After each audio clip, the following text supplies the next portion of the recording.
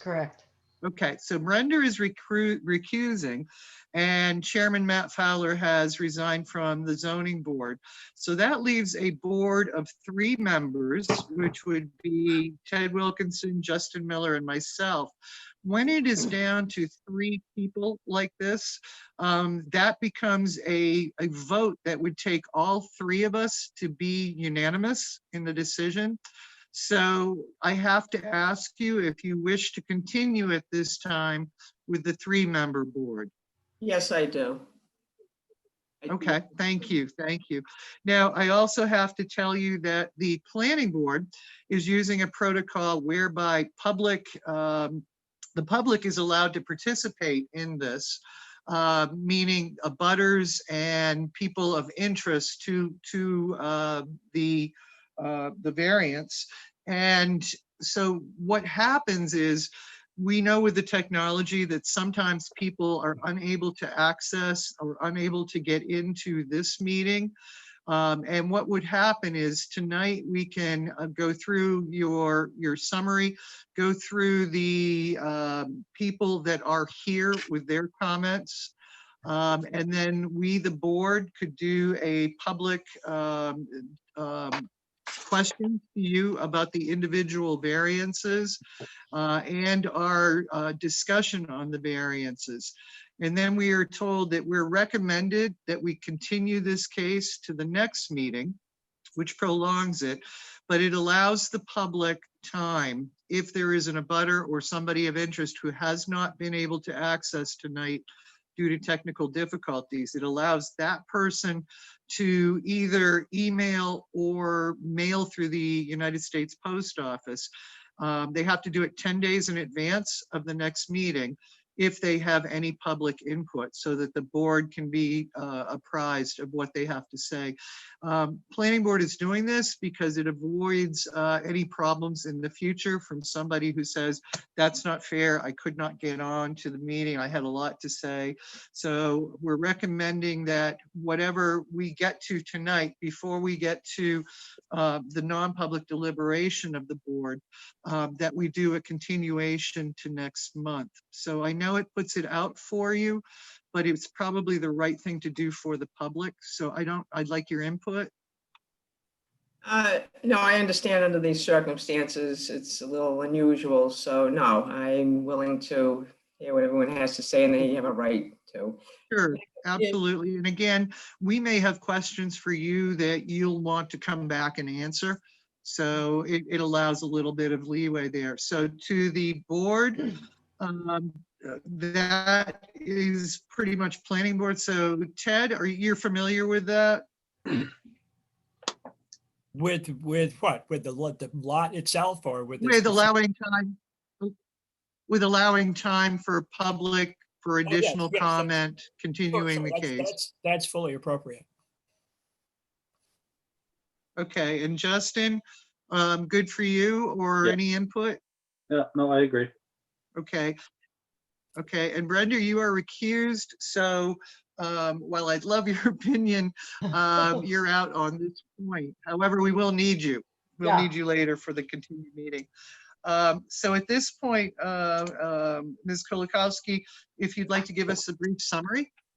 Well, let me ask you, is Scott Frankowitz on this Zoom meeting? Because he has he's the engineer and surveyor Okay, from the Hampshire Land Consultants. He can answer more technical questions, obviously, than I can. And I was with the understanding that he was going to be carrying this meeting to answer these questions. Because again, I'm not an engineer, I am not a surveyor. But if there's anything I can answer, I'll be more than happy. I have him here. Where did Okay, go? he is here and his camera is on. So Mr. Frankowitz, are you there?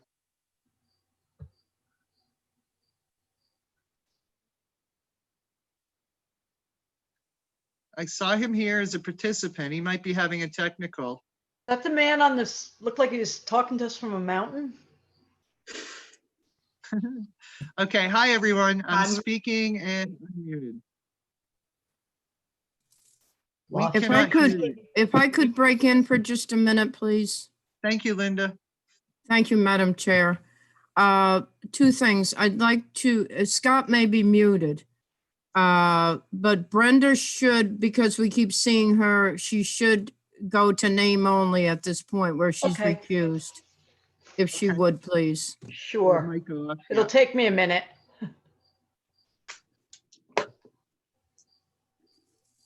I don't know why we can't hear Scott.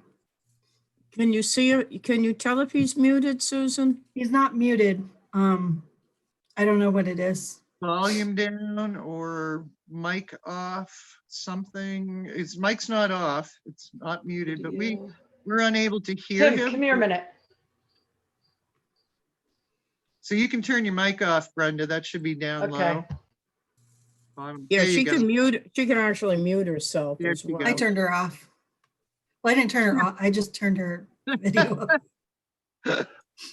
So, Ms. Kolakowski, wait, I'll log back in. Okay, so Scott's Oh, coming. he's back. saying he's gonna, yeah, he's gonna log back in. He's gonna log back in, so, I could sing for a brief interlude.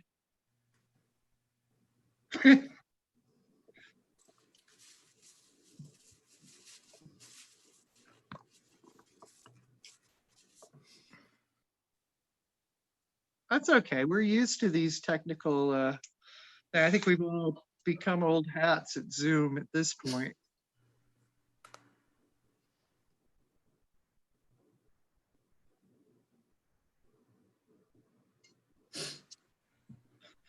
And if worse comes to worse, he could phone in also.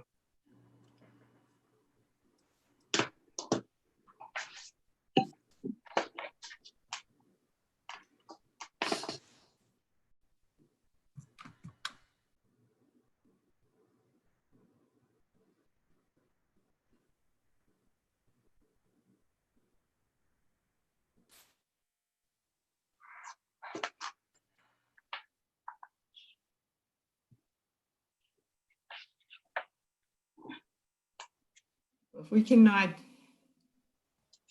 hear from Scott, I will try and answer where I can, but again, I'd like to have his. All right, well, can you give us just a overview of what your plan is here?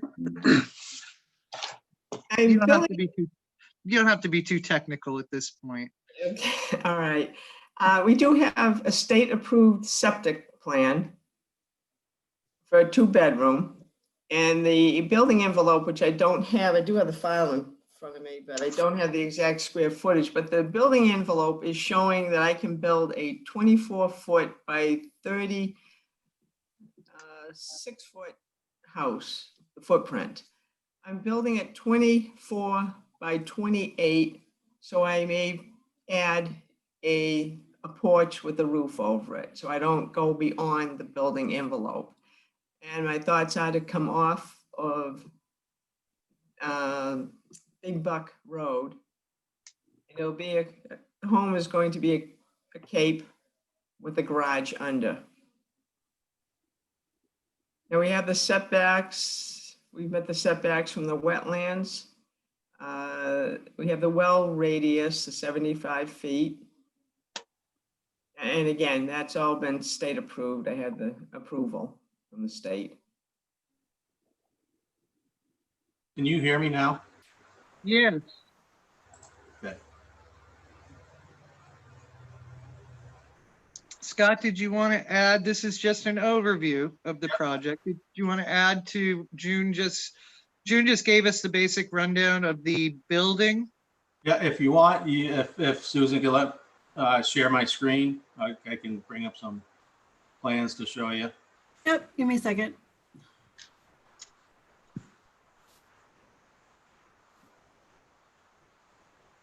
All right, are you all? Okay, you're all set.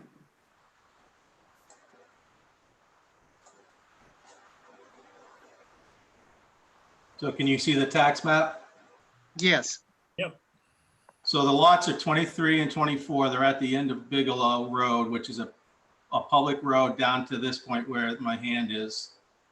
And then it goes off to Big Buck to the right. and then Bigelow continues down and turns into Newman Road, which goes along the lake, which these lots were all created at the same time back in 1967. It was Sun Haven Development. They created a section 1, which was lots over here, and this was section 2. And it was approved by the planning board and signed and recorded at the Registry of Deeds as approved lots back in 1967. As mentioned in the variances, it has frontage along Bigelow, 177, I believe it was, and 155 along Big Buck. And I'll go to another plan to show you what June is proposing. So as June said, we have a septic design approved by the state of New Hampshire. And I will bring that up. Cool. This works really well.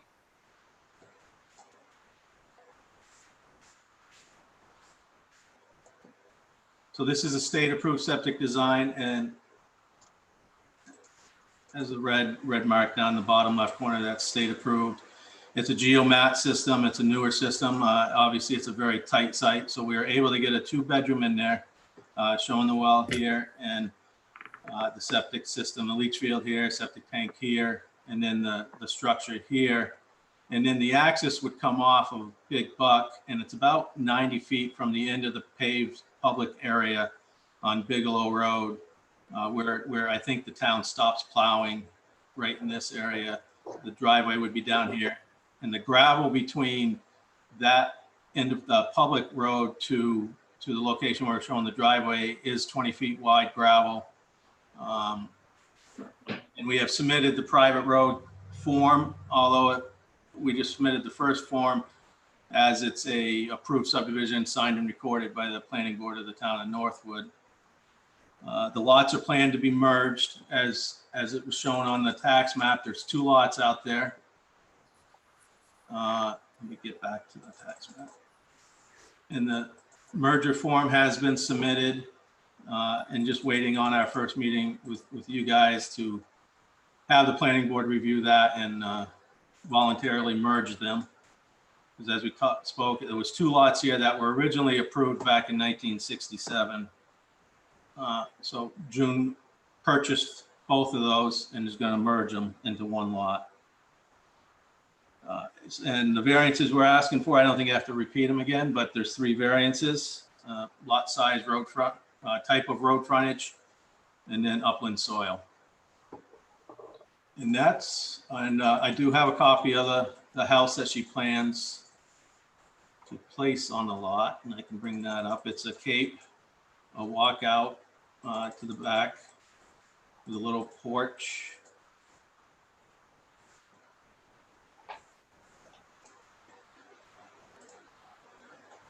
So this front elevation would be what you would see as if you came down Bigelow at the intersection, look at the lot, you'd see that with the little porch on the left. This is the back side of the house. This would be the side on Big Buck with the drive under garage. And then this would be the side facing Bigelow and the lake. This shows the layout of the house. It's going to be a 2-bedroom. I think these need to be updated a little bit. But that's it. That's the house and the lot, and open to any questions. Okay. Great. That's a great summary. Zune, did you want to add anything? No, I think Scott covered it very well for me. Thank you, Scott. Thank you. Now we need to go to the board for general questions. So I've got Ted's name listed first. So Ted, would you like to ask questions? Well, sure, especially while Scott's on the horn here. You know the soil typology out there better than I. Normally, a new subdivided lot in town has to be 2 acres, and it's required to have a minimum of 1 acre of contiguous upland soil. Obviously, this is a teeny tiny lot. I think you've done a pretty good job of conforming with all of the setback requirements and shoehorning this small house into what is it's a challenge to build on that lot because it's barely over half an acre to start with. And as you know, much of it is unbuildable, wetlands down on the lower end. So there you are up on the corner. And I'm wondering if is it practical to try to stick a building in there when there's such a small percentage of upland soil to work with up there? Well, what we had to do to prove it out, we had Damon Burt, wetland scientist, flag the wetlands. We had New Hampshire Land Consultants went out, located all the wetlands. And then in addition to that, the DES requires us to do lot loading calculations on any lot. Mhm. And this lot, let me get to the septic design. Proved out it could handle a 2-bedroom with the type of soil.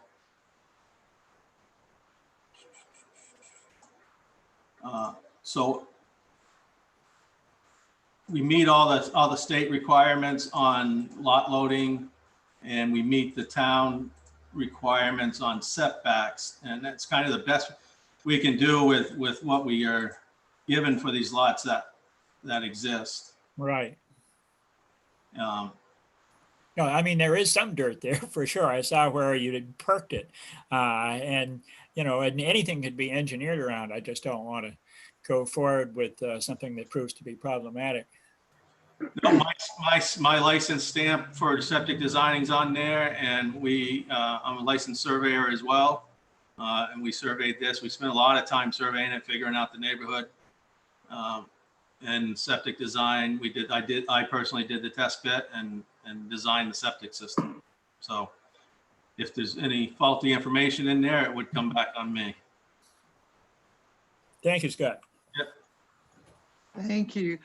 Justin, your name is next. Scott, I just got a question. Do you, those wetlands, where do those drain down to Lucas Pond, do you know? I believe they come through this culvert, which comes over into the wetland. Yep. And then there's a culvert that goes across here, and I believe that somehow connects eventually down to the pond. Okay. It's over 250. We're not within the shoreline. We're over 250 feet from the actual water. Okay. Yeah. That's all I have right now. Thank you. All right, and for me, I too had a question on the wetlands, the delineation. Do you happen to know the wetland?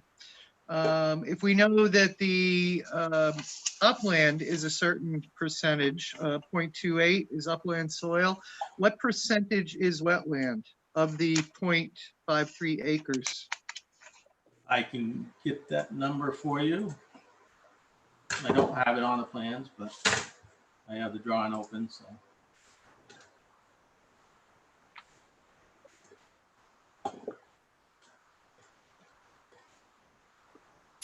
I think there is other upland soil, but on the other side of the wetland, so that's not contiguous. It doesn't help us up by the building site.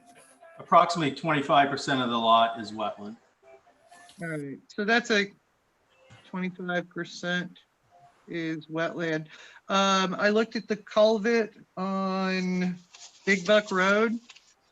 You've got a marshland along side of it. I'm kind of looking at a Google Maps satellite view. So you've got that wetland on the opposite and a culvert under the road. What looks to be a substantial flow that comes through and drains through that property, particularly springtime, and delineated by, it says Fraggle Rock, which sounds cool. Poorly drained soils, which is a worry because that to me would say that that water might have a larger pathway as it passes through. As it crosses Bigelow Road, there is another large culvert down into a manhole that there's a manhole cover on the corner of Bigelow and Newman.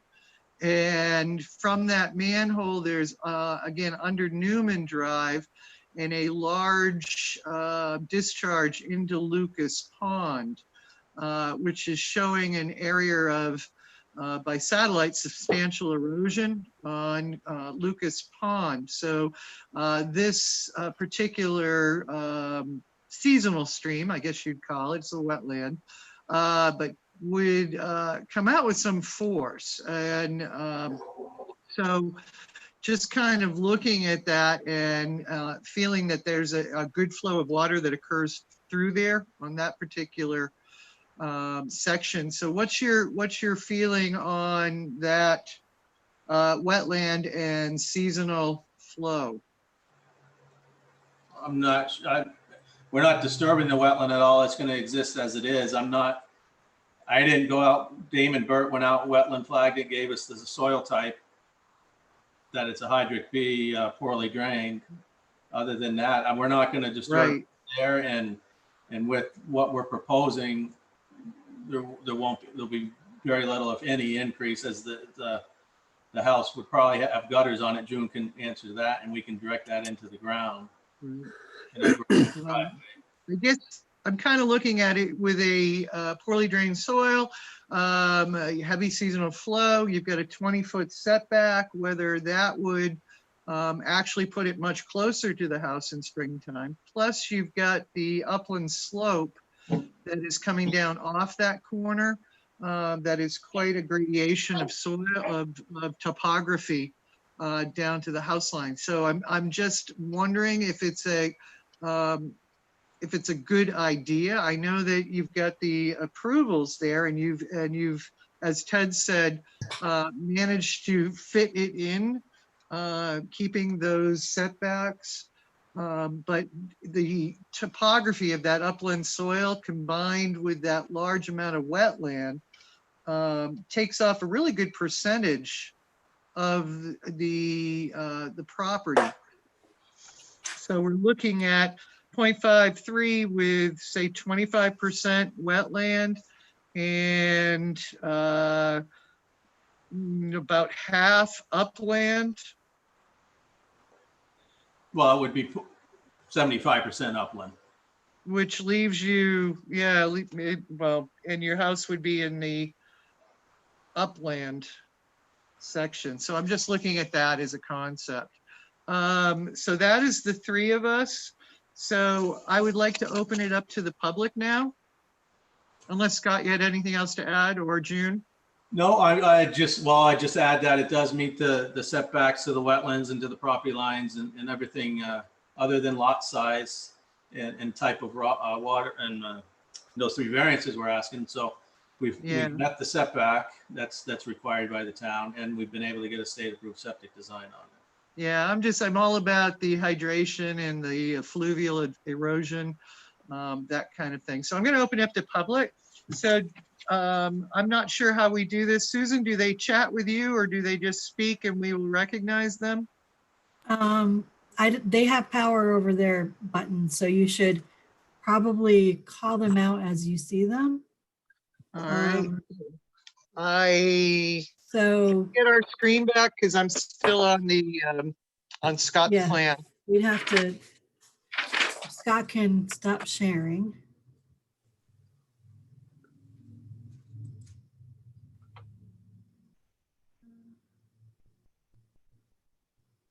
My stop sharing isn't coming up here. It is over here. Okay. Okay. There we go. Alright, So, So participants, yeah, you I can just have- call them out. I have a Betsy with her microphone off. I don't think she's She might be just just observing. okay. I have Brenda, who is recused, but as you were in that region, did you want to speak?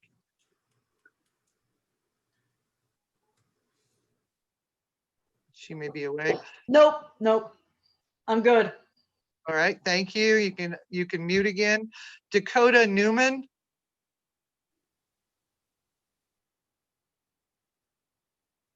And again, recognize that some of these people might have some technical difficulties. So Dakota Newman, are you there? Yeah, all set. Thank you. No input? Nope, good, thanks. Just Okay, watching. thank you. Linda Smith is here. I have a resident on Bigelow Road. Only one. I've got a resident on Bigelow Road. Would you like to speak? I'll send my questions in later. Okay, that's terrific. Email, and Linda or Susan will provide you with that, which email they send into. I don't know, does the zoning board have an Send it to email? me. Send it to Susan. My email address was on the abutter notices, if they got one. So, Ms. Bigelow Road, are you good with that? You have the address? Yes, I do. Thank you. Okay, thank you. We look forward to hear. Remember, you need to respond 10 days prior to the next meeting. The next meeting was October. I do know that October, I think 16th is 10 days out, or is it the 17th?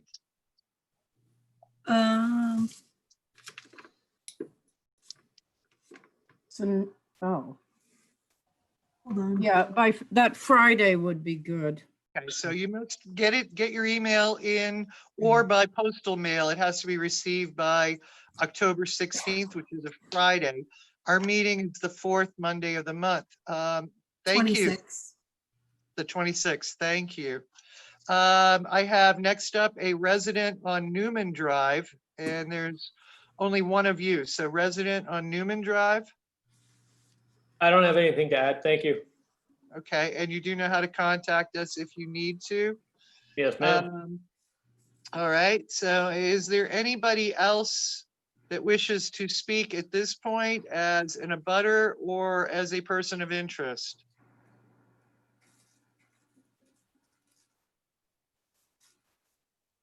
All right, so hearing none, I will figure out how to get back to my screen. There you are. I'm back. So, oh, that's it, I'm docked. So let me go through this, the applicant testimony on all criteria. So this would be part of the form that was submitted. So we have 3 variances. And we're going to go through the reading. So you have replied the same to all 3 variances? So Linda, will you clarify if the same responses to all 3 variances, should I still handle separate? Well, you can ask them, once you've been through and read them all and they've replied, the board has allowed for a response of same as the last time when you go on to the next one. I would caution the board, however, that the purpose of each section is different, so you may want to ask for clarification as to how it applies to that section. Okay, thank you. And also, Ms. Kolakowski, I assume you'll be reading this as the applicant. You are allowed to add more to what you're reading than what you wrote. So you don't have to stick to script. If you want to add something in, you are able to do that, okay? So Ms. Kolakowski, I'm looking at your second page here. The facts supporting this this request.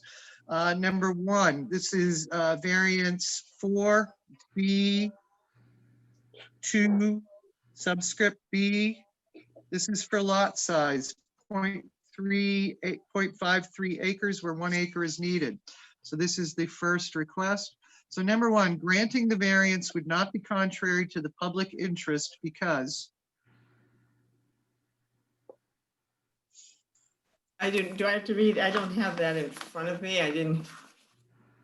okay. I can read her responses if you Yes, like. if you want to read my response, that would be. I didn't And realize that. same, Scott, if you want to add, you may. So we are doing lot size first. So granting the variance would not be contrary to public interest because, All lot sizes are generally 1 acre or less in this area with single-family residences on a lot of the lots. Okay. Number 2, the use is not contrary to the spirit of the ordinance because, All lot sizes in the subdivision Sun Haven development are generally 1 acre or less with single-family residences.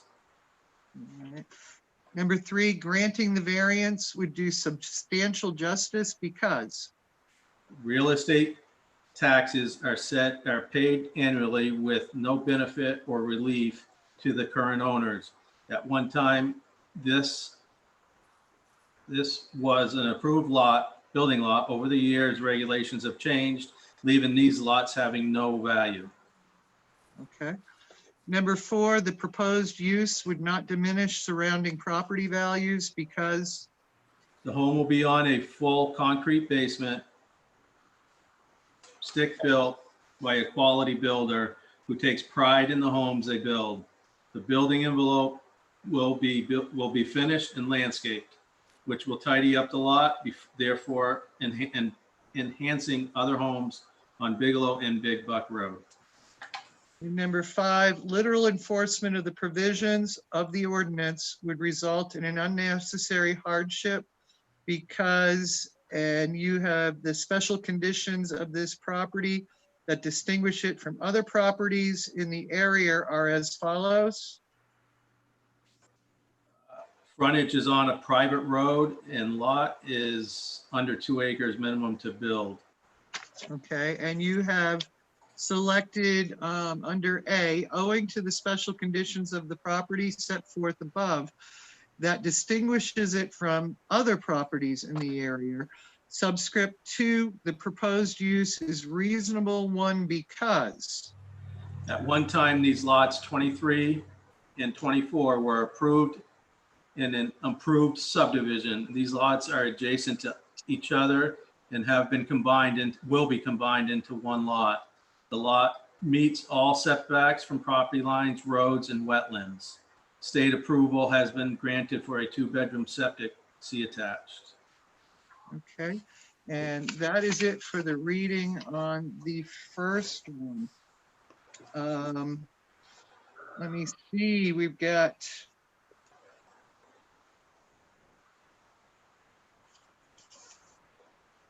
any questions from the board at this point on the first variant? Madam Chair, may I?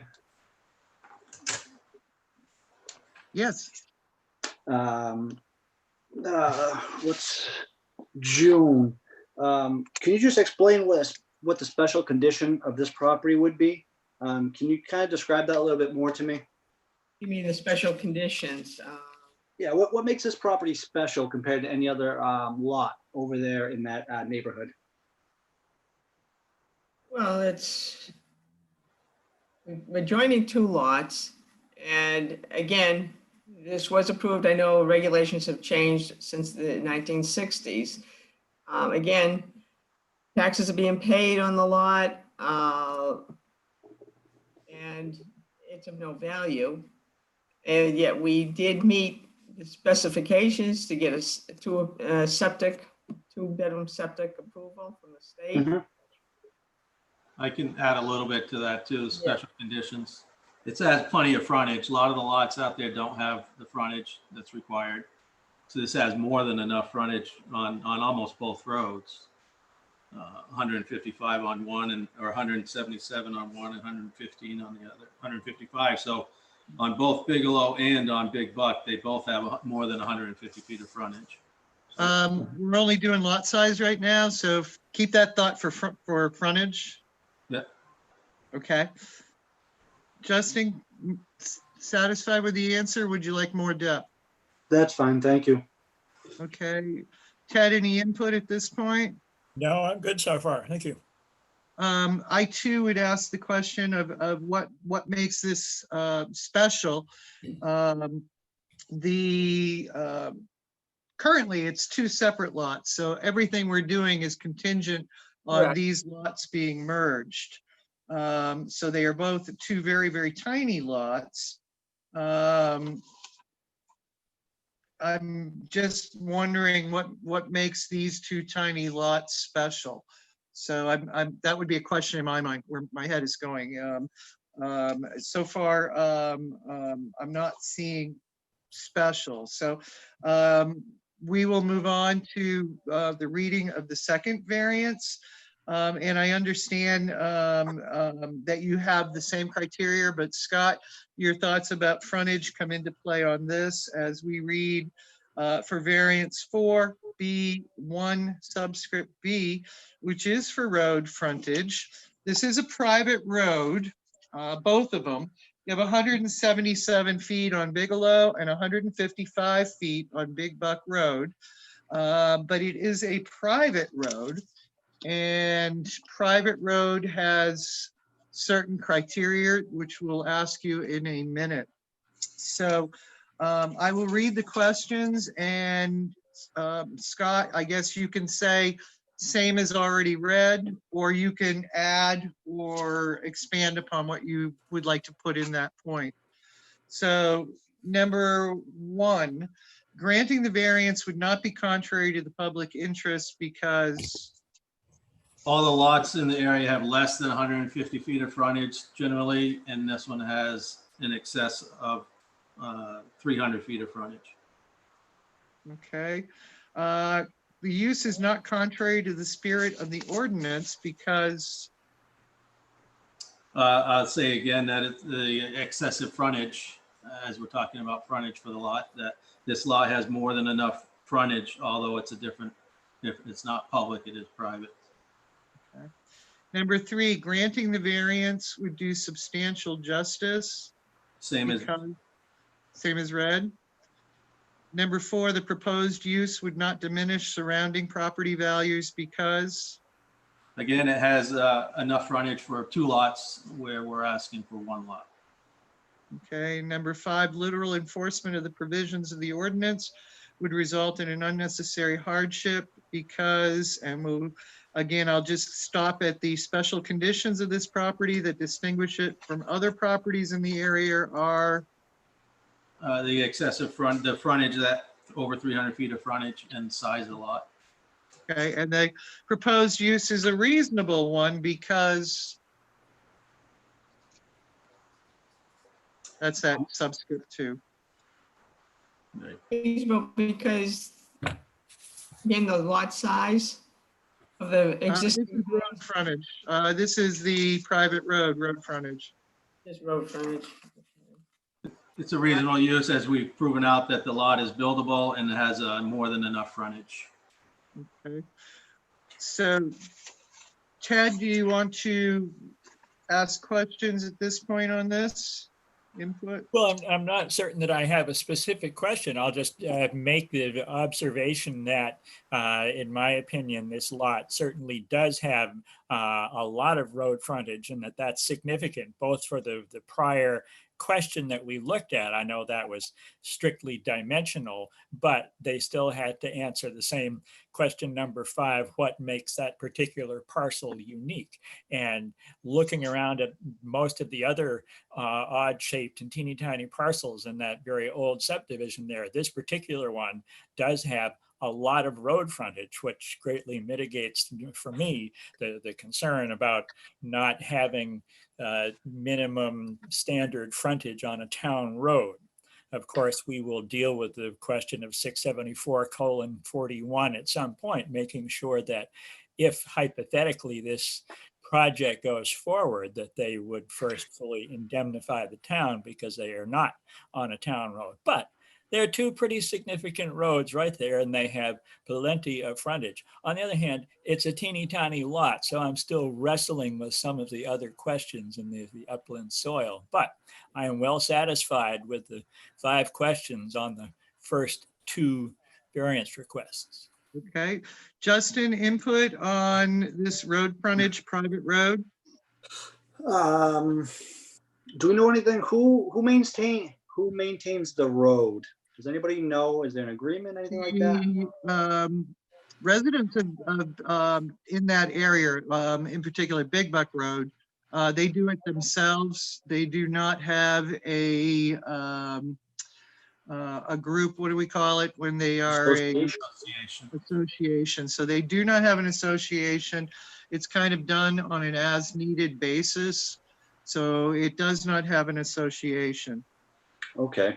And I think just to keep in mind on that is that it is public down to that intersection. So it's sound maintained down to the intersection. Sure. Yeah. No, I don't have anything further. Just curious. Thank you. For my part, I have the newly printed book. So this is out of the Town of Northwood Development Ordinance, the zoning ordinance issued March 10th, 2020. So this is the current ordinances for the town adopted March 9th, 1999, originally, and amended March 13th, 2018. So we are in the B, variance 4B, 1B. Type of frontage, all lots for building development shall front on. Number one, a state or town road with classification of 1, 2, 5, or as defined in RSA 229-5, or this is your situation, you are on a class 6 or private road proposed to be improved to current town standards. So this is one of the things that we run into, that building on a private road means that private roads should be brought up to town standards as found in subdivision regulation, for which adequate financial security has been posted with the town to ensure completion of improvement. And owner must also comply with the 674-41, which form we have from you, which is a release of liability for the town. So it's not so much for me a question of the quantity of frontage you have, as you do have adequate frontage. It is the fact that it is a private road, not maintained and not part of an association. So that is a situation. I will give credit for looking towards hammerheads and the ability of fire equipment and emergency vehicles to get down through. I also noted that these are, in some cases, seasonal, but most of them are year-round homes, so people are going in and out at wintertime. So there is that question of road maintenance on a class 6 or private road. So essentially, that is a question I would have as far as that variance goes. So. Can I speak to that just for a minute? Sure, absolutely. I have it on my screen's not sharing, but under the Town of Northwood, you have an application to build on a class 6 highway or private road, which we submitted. And the two criteria on that are the street giving access to the lot upon which building is proposed to be placed. One is correspondence location lines with a street or subdivision on a plat approved by the planning board. This lot was on a plat that was approved by the planning board and signed and recorded. And then the second criteria is an existing street constructed prior to the effective date of this subparagraph is shown on a subdivision plat that was approved by the local governing body before the municipality authorized the planning board to approve or disapprove subdivision plats in accordance with RSA 674-35. If one or more of the buildings have been erected on the lots of the same street, and of course it's the same recorded number, and there's been many buildings built out on Big Buck, which is where we're trying to access this lot. And then at the end of that, it says all applications that do not have a plan number noted above must complete the checklist, which we do note that. So it does meet that criteria per the Town of Northwood's private road construction. And the road from the intersection where it is public down to where the driveway is going to be is about 85 feet. And the width of the gravel is 20 feet wide. 85 feet, 25 feet, good, thank you. That would be a question we would be asking. To driveway and wide, thank you. As far as the planning board that you just cited, what date was that?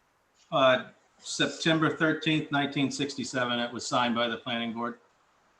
1967. And I do have that. If I can share my screen, I can show it. Linda, as far as grandfathering into that date, Well, any input there? well, what the state statute requires is that it meets one of those criteria. In this case, it was on a recorded signed plat. I didn't look at it, but I'm assuming that Scott would, looked at it in the registry and knows it's there. And when, if there was to be a building permit requested, that would be checked into at that time by the building inspector. All right, so we're probably going to come back to this just because of the dates in 1967 and looking at, and as this is two lots being merged, there's going to be some questions in there on if it conforms to that, and if that 1967 planning board is still in effect on that. Well, it would be. It doesn't matter what the date is, Madam Chair. It would be whether or not a plan is recorded at the registry, and I'm looking at it, and occasionally there were plans that would say for recording purposes, but this was actually the planning board, and I am aware that Perry Richardson was chairman of our planning board back along, so this would exempt them from having to get relief from that state statute. Okay, all right. However, So- with that said, they would still have to, I believe that the Board of Selectmen still requires them to file the agreement and release of liability. The 67441. I believe it's part of our packet. We have the 67441. Yeah, I think that's all entirely correct. I agree based on the recorded plat that they conform. In other words, they're allowed to do this, but they are two separate private roads and the town still needs to be indemnified. So that's what the 67441 app is really all about. And as long as that gets recorded in the county registry, then we're good on that one. Okay. All right, so thank you for the questions and for the clarity. Thank you, Scott, for putting up on the screen that was the 1967 plan. So thank you for that, because that does help add clarity. Shall we move on to the third variance? This is Article 4, B2, subscript D, upland soil. 0.28 acres contiguous upland soil where 1.0 acres of contiguous upland soil is required. So once again, through the Madam five. Chair, Yes, please. if I could interrupt and just go back and circle around that again for a second, just for the board's information. The 67441 is a statute that can either be appealed to the Board of Selectmen or, it couldn't be processed by the Board of Selectmen or appealed to the zoning board.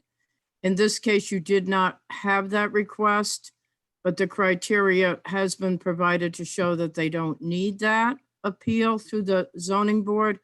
However, that has no bearing on the zoning ordinance itself relative to frontage. Just a got you. clarification between the two things. I Thank you. got you. All right, so they did not apply for relief because they have this other thing going. Okay, thank you. The 673. 674.39. I gotcha. Back to where we were on 4B2D upland soil. Number one, the question is granting the variance would not be contrary to the public interest because. Same as previous. Okay, thank you. The use is not contrary to the spirit of the ordinance because. Same as previous. All right. Number three, granting the variance would do substantial justice because. It's same as previous. All right. Number 4, proposed use would not diminish surrounding property values because, I would say same as previous, but add that it's on 2 lots instead of 1 lot that was approved in the original subdivision. We're not trying to squeeze it onto just one of the lots. okay. Under literal enforcement of the provisions of this ordinance would result in unnecessary hardship because, and you have filled in under special conditions of this property that distinguish it from other properties in the area are as follows. And I would again just say And it's double lots. It's larger than most of the lots that are in the neighborhood. Okay. And you have selected subscript 2. The proposed use is a reasonable one because. Same as before, but I'll read it in. At one time, these lots 23 and 24 were approved in an approved subdivision. These lots are adjacent to each other and will be combined into one lot. The lot meets all setbacks from the property lines, roads, wetlands. State approval has been granted for the 2-bedroom septic, which proves out the lot loading calculation for soils. All right. Thank you. And I do see on the handwriting, it says C attached. So it's just That all was of you. the approved septic system. Gotcha. Thank you. So once again, this is questions on upland soil. So Ted? Well, I think I've broadly stated my concerns already. I do like the fact that this proposal does merge 2 lots. Of course, they have every right to do that, and they don't need our permission to do that, but it's helping to solve a potential problem because of the tiny size of the lots that were approved way back half a century ago. So that's good. And it has plenty of road frontage, and that's good.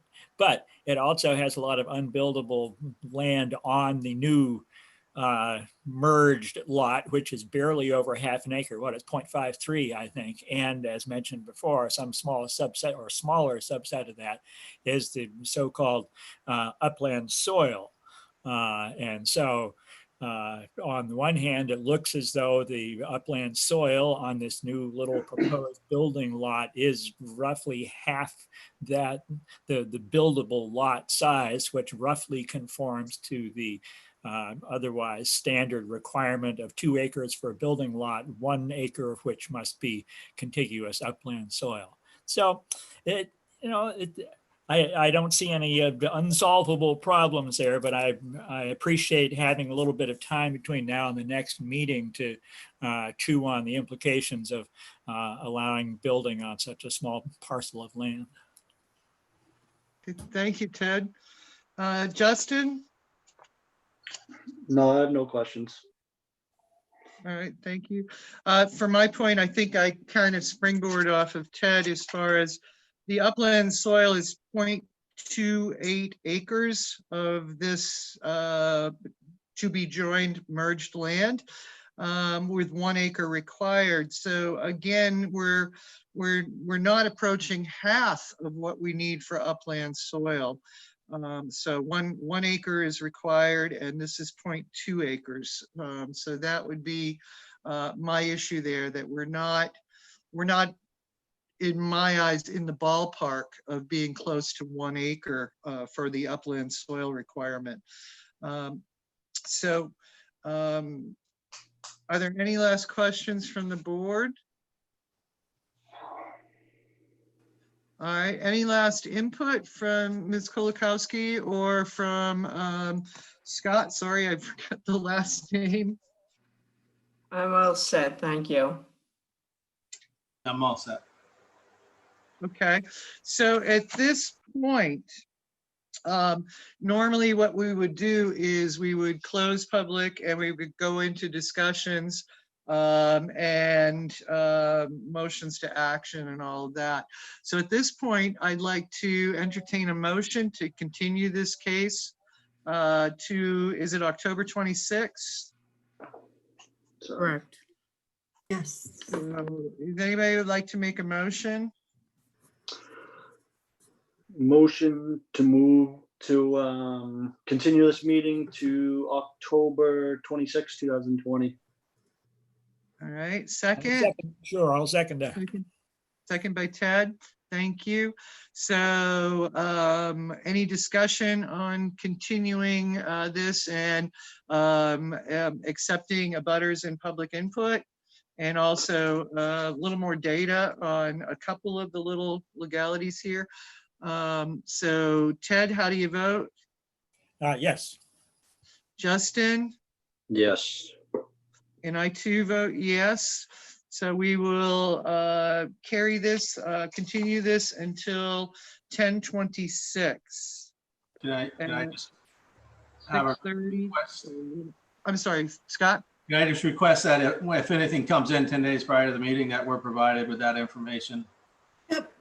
And the way the planning board's been doing it is that we're supposed to submit stuff too. I don't know if we're supposed to respond to those comments or wait to the meeting or how you want to. For my part, Scott, the one thing that you could perhaps show that, I don't know if you did show it, but would be a colored in map with the upland region, the delineation, the setback and the wetland. You know how you can do those colored things. Planning board's really big on coloring and things. We do have one that is colored in, and I can provide that to him if you would like. yeah, you can give him our copy that we have. And Oh, he may- definitely.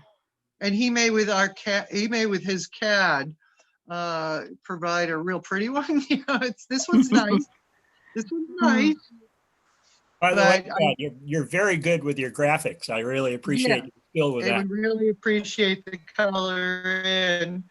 And for the general public, we might as well show what we are talking about for full disclosure. So naturally, the moment I said I would do that, get this larger.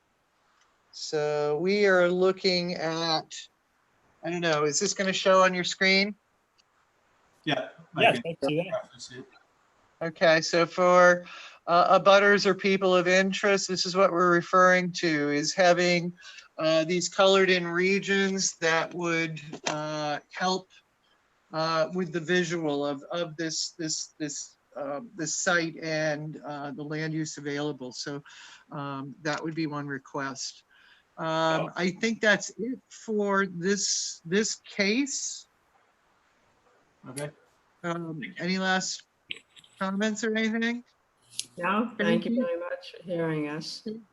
Okay, well, thank you for being very well prepared. Always a pleasure. Madam Chair, I think you were interrupted and there was not an actual vote on that motion. Oh, no, we voted. Did you? Yeah, Ted, Yep. you said yes. Yes. Justin said yes, and I said yes. Okay, thank you for clarifying that. Yeah. All right, so now we are at the point of internal business. So this remains public or non-public? Public. Okay, no problem. Yeah, public I got meeting, rid- but not a public I- hearing. I got rid of the cat, so. no Correct, yes. The public hearing on the case is over, but we're continued and Right. Do you all have the copy of the proposed budget? Yes. Yep. All right. You have it up on your screens. So Linda, do you want to speak to the budget? yeah, let me pull up my copy.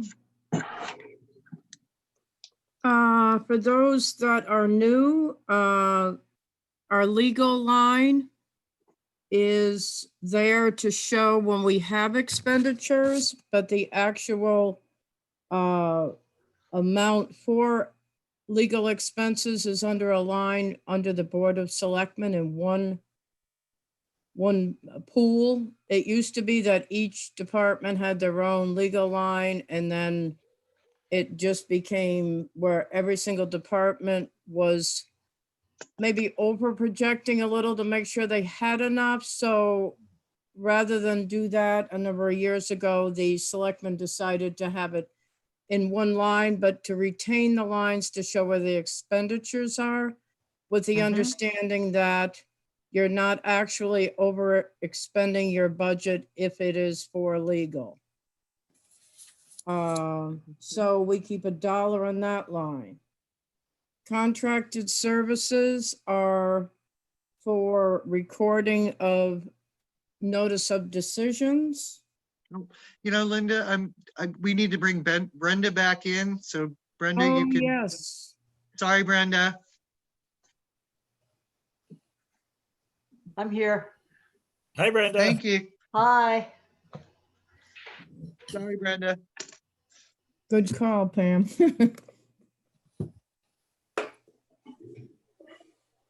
Did you hear us, Brenda?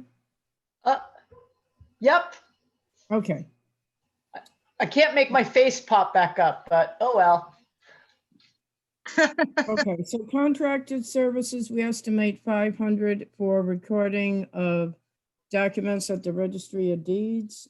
That is an item that is covered by expenses from revenues, but we have to show the amount in the line to be possibly expended for that service.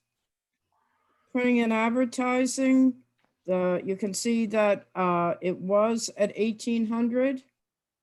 And the default is 1,000, and I'm proposing to go back up to what had been previously proposed in years past.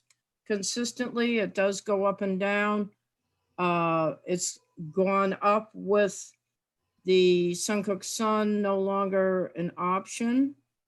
We thought at one point that we were going to be able to do that there was going to be a change in the state law that would allow for using the website rather than newspapers, but as it turned out, the bill was passed, but it was changed to be only for zoning amendments, not for, standard planning and zoning. So we're still at the point where we have to use the more costly daily papers.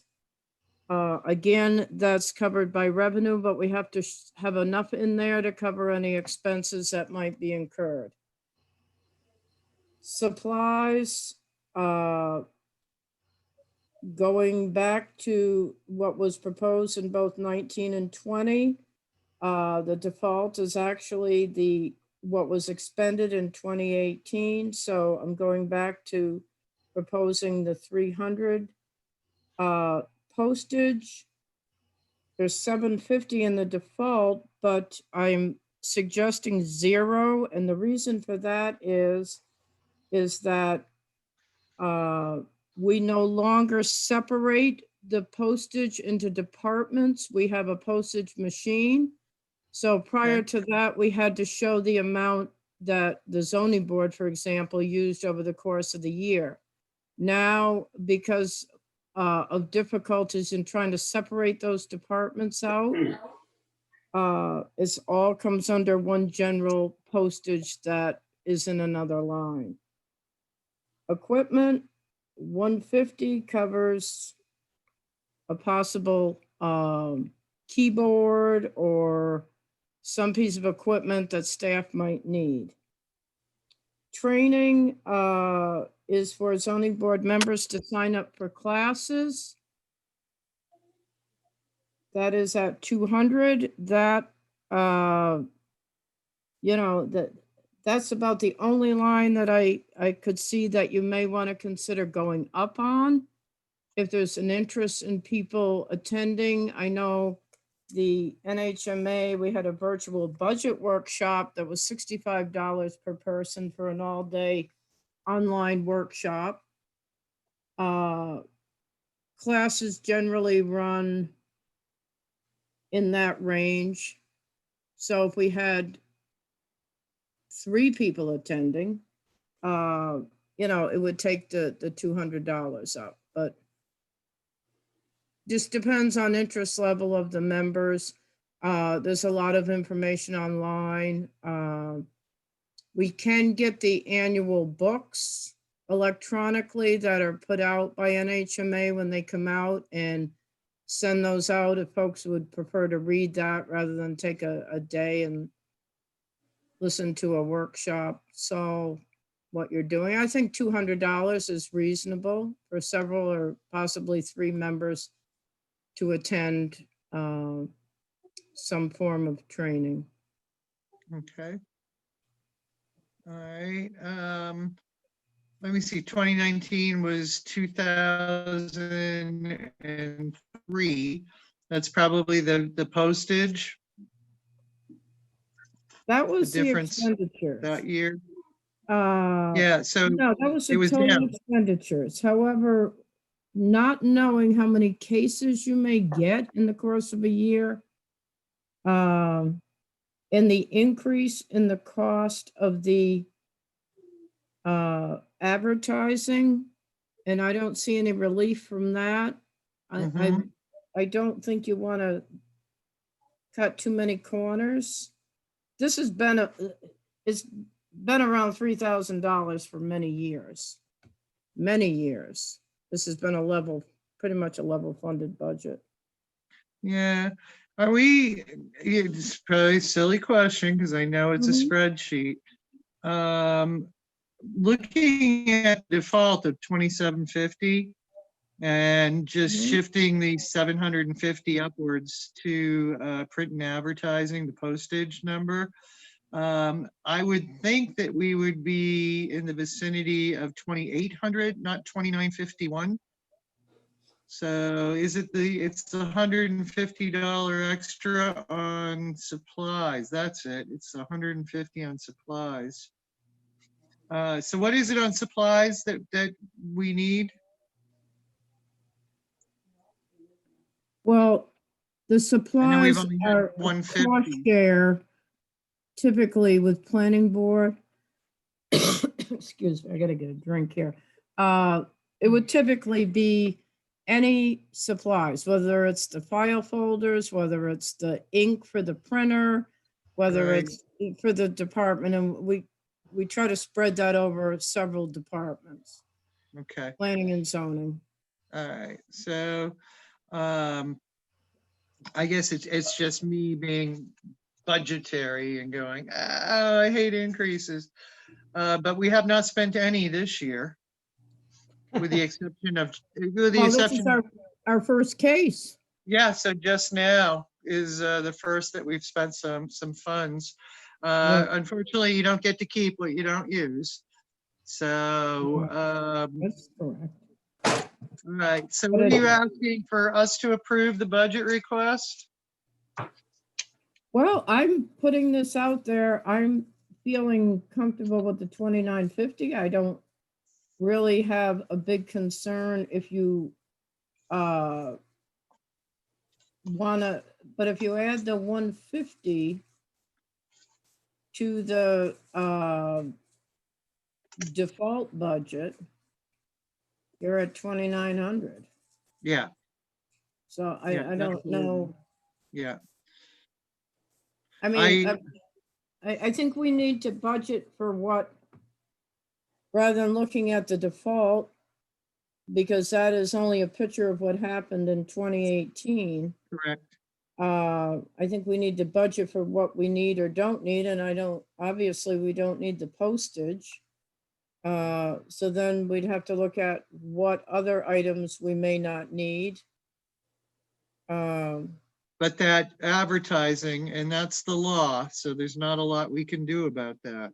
Right, and if you cut that, the selectmen will have to find the money in another line, just so you know.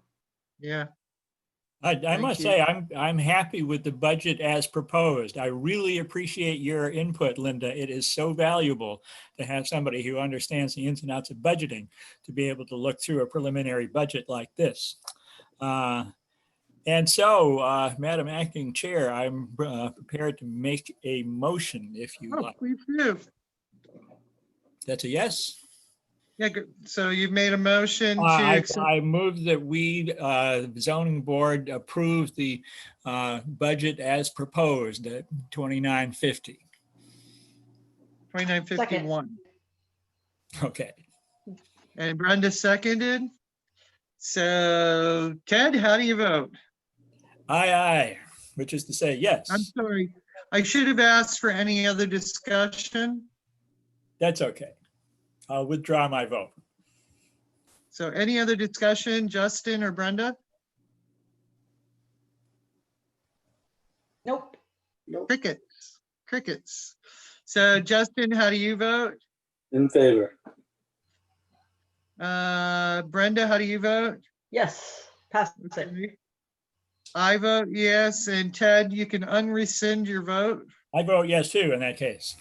Okay, so Linda, your budget, and once again, I concur with Ted. If we had to do this, I would be like, what? So thank you for that.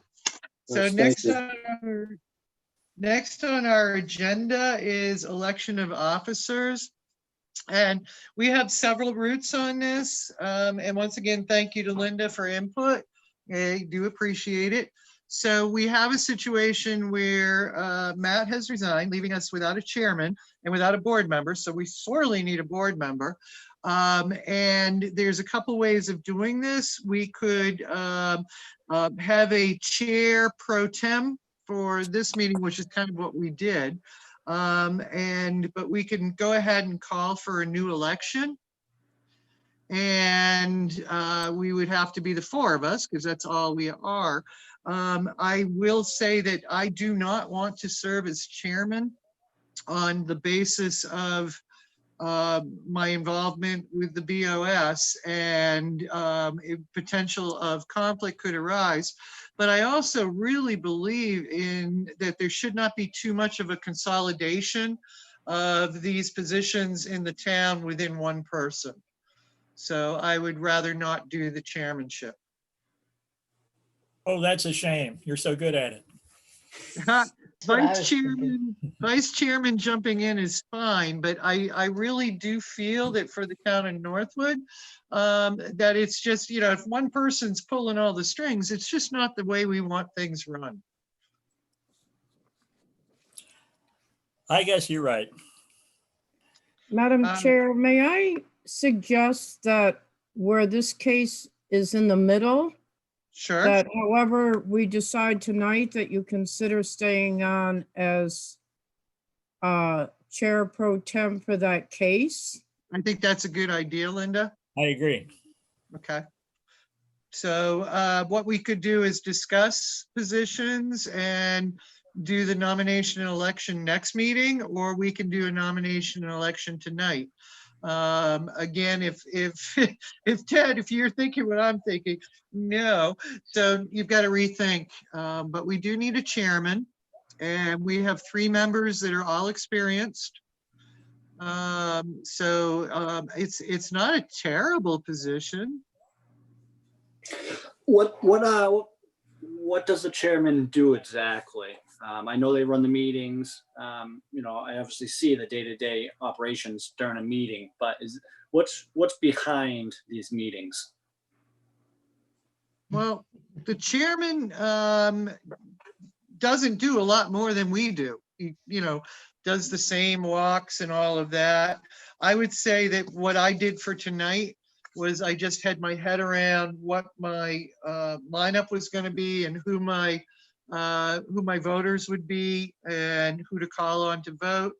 I had just little sub note of what the variances were. So that I just took some brief notes, like say an hour before the meeting. I just sat down and got my head together.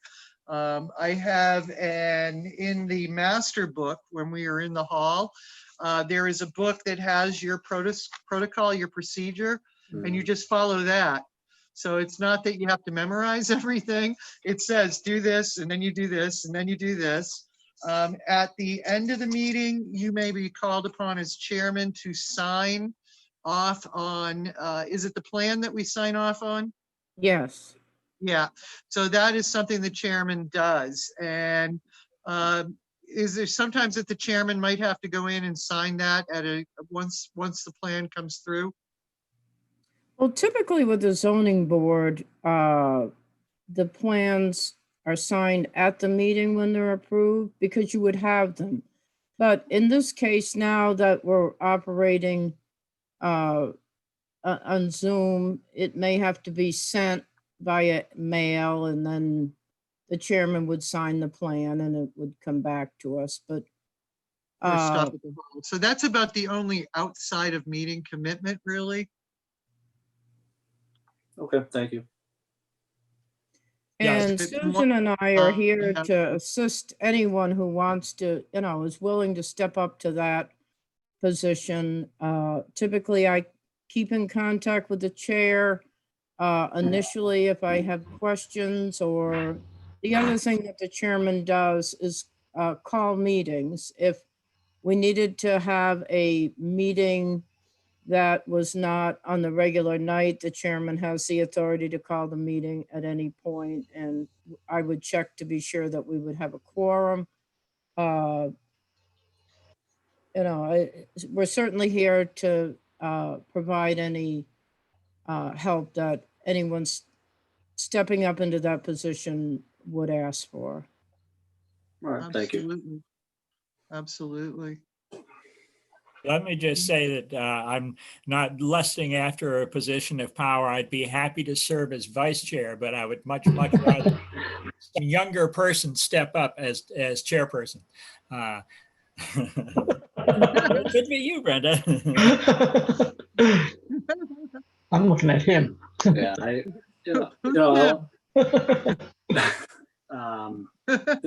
and the reason I ask is to kind of educate myself, and I came on the zoning board to educate myself, and to make the town better, and I enjoy it. We have a good group of people.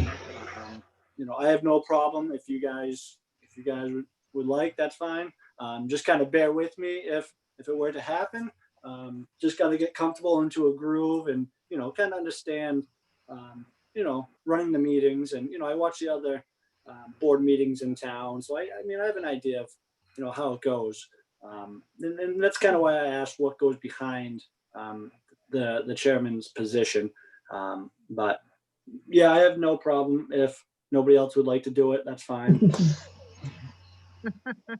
So at this point, just to be the pro temp chairman, do we want to entertain nominations tonight and vote, or? I'd like to ask Brenda, would you like to be vice chair? I would be happy to have you do that. I really, I prefer not to. I'm reluctant at the time. I have home medical obligations that I just. Okay. For my part, I'm willing to stay as vice chair, but if Ted's interested, we can get the campaign going, and I have my flag, and Well, geez, I could probably if you're willing to stay as vice chair, then I hereby forward nomination of Justin Miller as our new ZBA chairman, and Pam as our continuing vice chair. And Brenda and I will kibitz from the sidelines. I second. Well, we got a second there. Any discussion? Do we want to make this effective after, like Linda said, after this case? So let's say if we have another hearing next meeting, that second meeting next week, would I take over if this passes, or would you how would we want to do this? Let's What Go you ahead, could Linda. do is put this on as your first case on the October meeting and make it effective. Or you can make it effective for the November meeting, but then I don't think Pam wants more cases to get started. No. Right. I was I gonna think say, if a new case was to arise for the October meeting, that I would do, first case would be the continuance, and I would serve as pro temp because I did it, and that Justin would be affected. Right, then to- Justin could step in. If a new case comes up, and then I would pass it over to him as official, taking his duties on. So that would work, that Yep. I would recede from chairman pro temp back into vice chairman. Okay. That could work if that's good with everybody. Justin, I have to ask you, do you accept the nomination? Yes. Oh, by the Jesus, I hope so now. For my part, I'm comfortable. I will accept the nomination. Thank you. So we'll vote now. I would have So Susan do a roll call vote, Pam. roll call vote. So by name. Yes, ask Susan to do that, please. Oh, ask Susan. Thank you. That's right, because I got skin in the game. Mm-hmm. Okay, This motion is for Justin Miller to assume chairmanship of the Northwood, New Hampshire Zoning Board of Adjustment, and Pam Sanderson continue as vice chairman. hey, Ted, Yes. Brenda, Yes. Justin, Yes. and Pam. Oh, yes. Thank you. Great. It's Awesome. unanimous. Hey, congratulations, Justin. So they tell me the Thank you. secret Thank you to handshake, all of you. secret handshake, the whole bit. So does he get a key to the building now? So I don't think we have anything more on the agenda. Am I correct? Correspondence? I have none. Yay. So we entertain a motion to adjourn. Therefore, I so move that we do indeed adjourn. Second. Second. All those in favor? Aye. Aye. Thank you all. Yes. Yay. Good night. Susan. Thank you, Justin. Linda. Thank you. You're welcome. Bye-bye. Good Good night. night. Bye.